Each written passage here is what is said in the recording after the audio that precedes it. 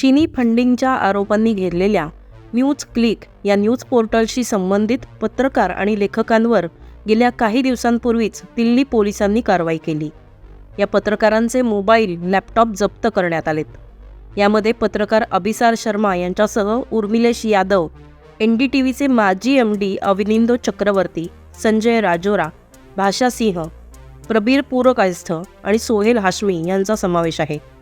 पोलिसांनी तपासादरम्यान अनेक डिजिटल पुरावेही जप्त केलेत. या दरम्यान पोलिसांनी 30हून अधिक ठिकाणी छापे घातले असून जवळपास 45 संशयितांची चौकशी या प्रकरणात करण्यात आली आहे. न्यूज क्लिक या न्यूज पोर्टलला चीनकडून निधी मिळत असल्याचा आरोप केला गेलाय. याबाबत दिल्लीशिवाय नोएडा आणि गाझियाबादमध्येही पोलीस अनेक ठिकाणी शोध घेत आहेत.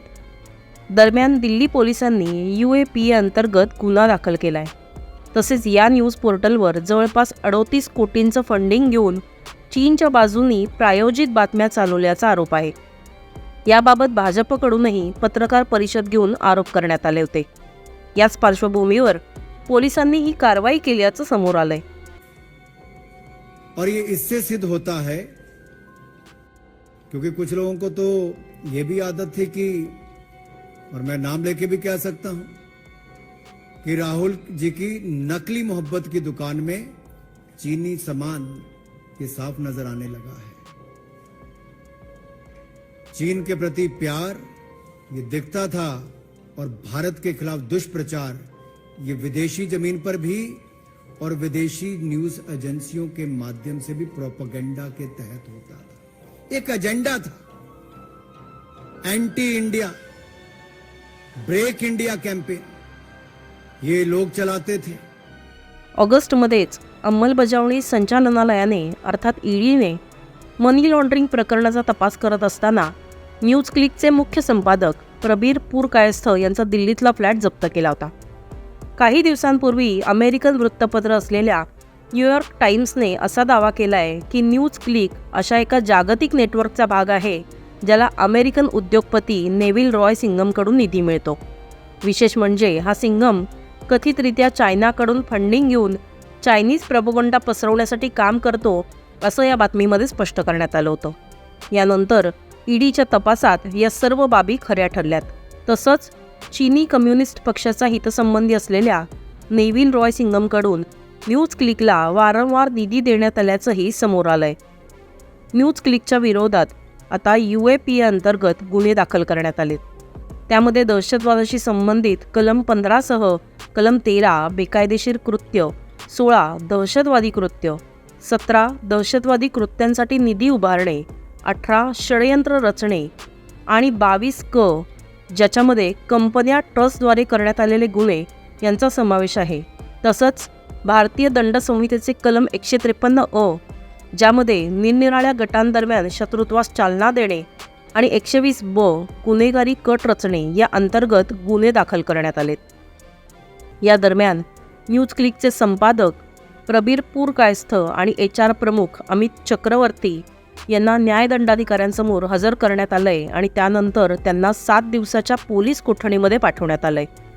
साहजिकच ही घटना घडल्यानंतर सो कॉल्ड अभिव्यक्तीच्या स्वातंत्र्याबद्दल आरडाओरड करण्यासाठी काँग्रेस प्रणित इंडिया आघाडीचे अनेक नेते पुढे आले.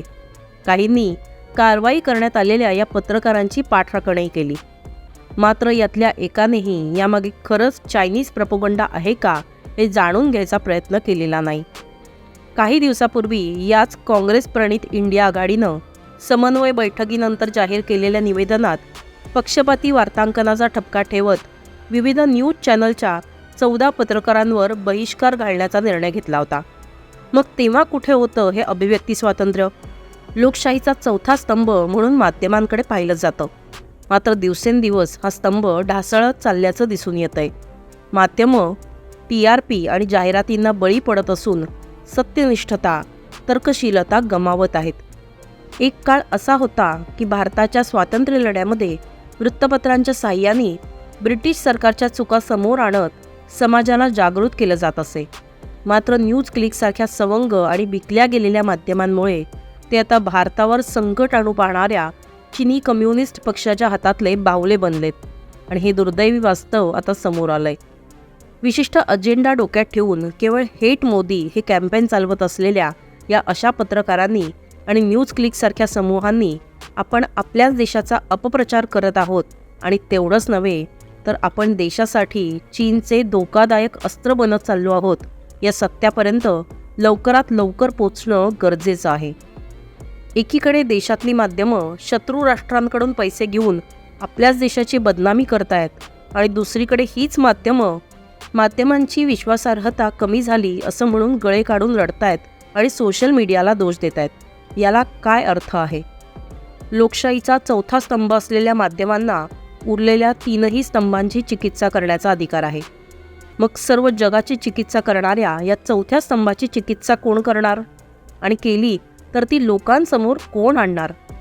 म्हणूनच माध्यमांची विश्वासार्हता पुन्हा लोकांमध्ये प्रतिष्ठित करायची असेल तर अशा देशविघातक वृत्तींवर कठोर कारवाई होणं गरजेचं ठरतं. कदाचित न्यूज क्लिक हे हिमनगाचं टोक असेल. भारतात अनेक पुरोगामी माध्यमं, डाव्या विचारांनी प्रेरित माध्यमं चालतात. त्या सर्वांच्याच आर्थिक व्यवहारांची चौकशी करण्याची आता वेळ आली आहे.